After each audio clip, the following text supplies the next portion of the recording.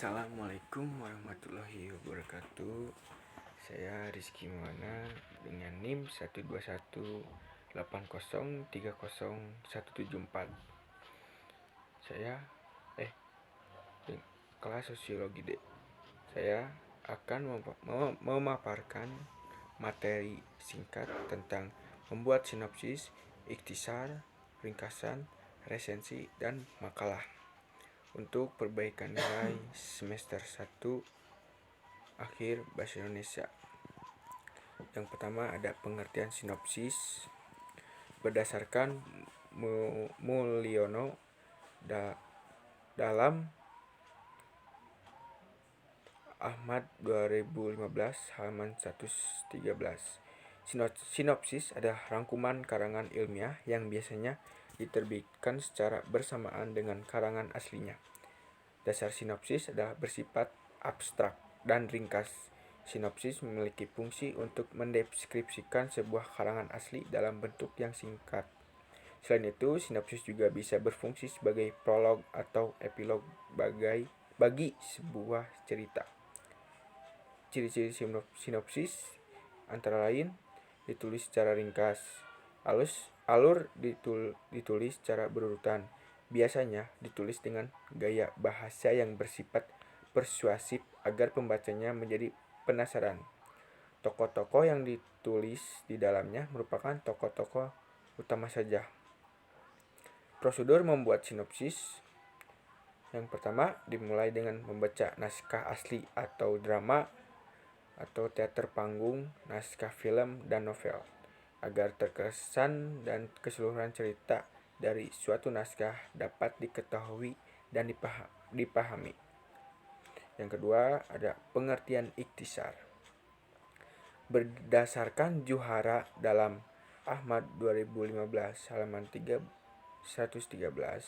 ikhtisar adalah penulisan inti-inti masalah yang dalam penulisannya tidak harus ditulis secara berurutan, bisa disajikan dalam bahasa pembuat maupun secara acak.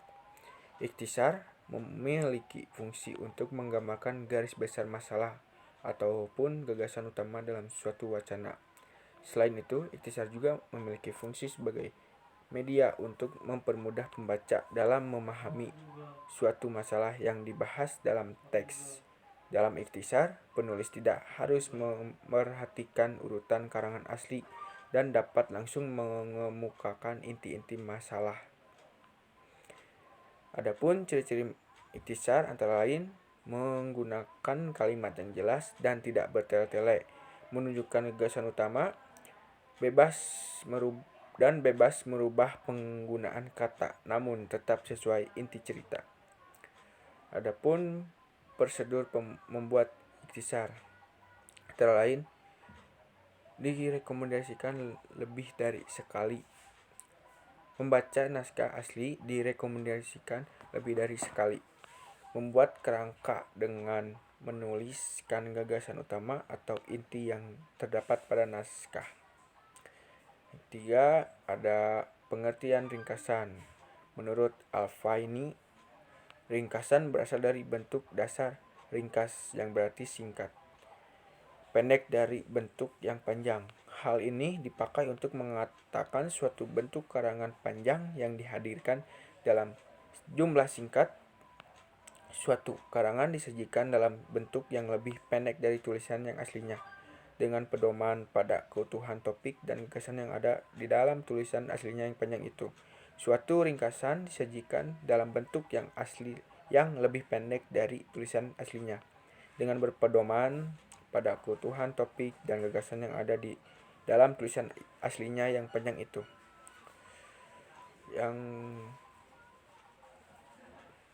Adapun tujuan ringkasan, ada dua pendapat para ahli yang mengemukakan tentang tujuan membuat ringkasan, yaitu menurut Mulyati, karangan memiliki sebuah tema atau topik utama.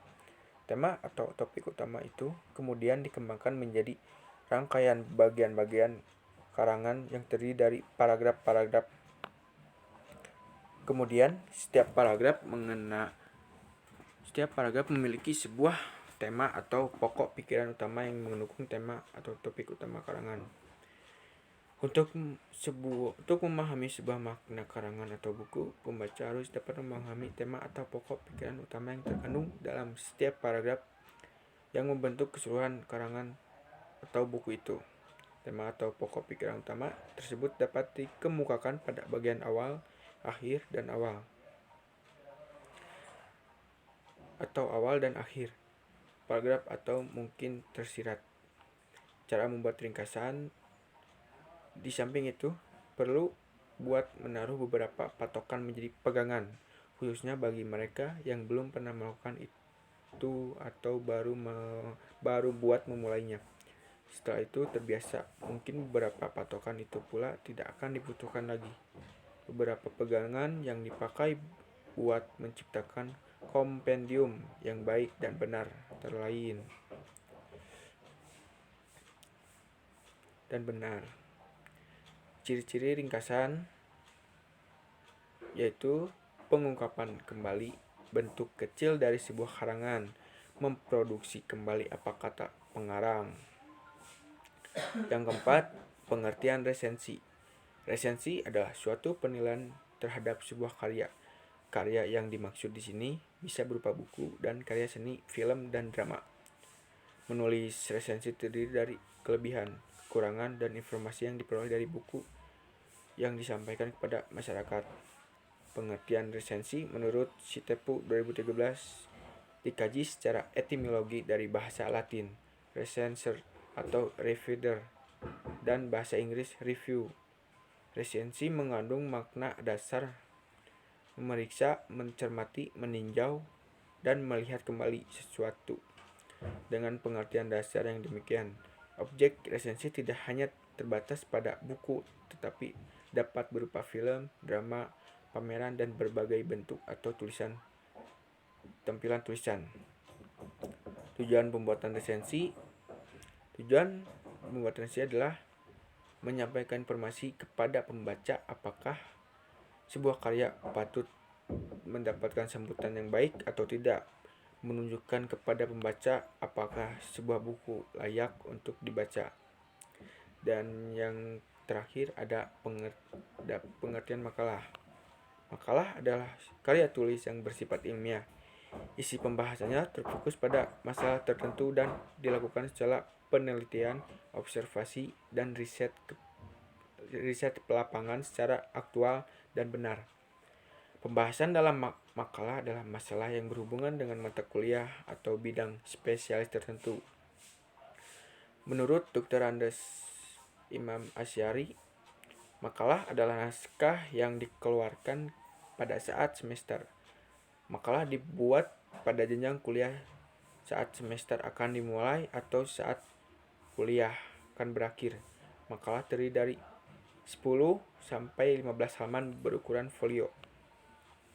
Karakteristik makalah. Yang pertama, makalah merupakan hasil kajian literatur atau laporan pelaksanaan kegiatan lapangan yang sesuai dengan permasalahan sesuai suatu bidang perkuliahan.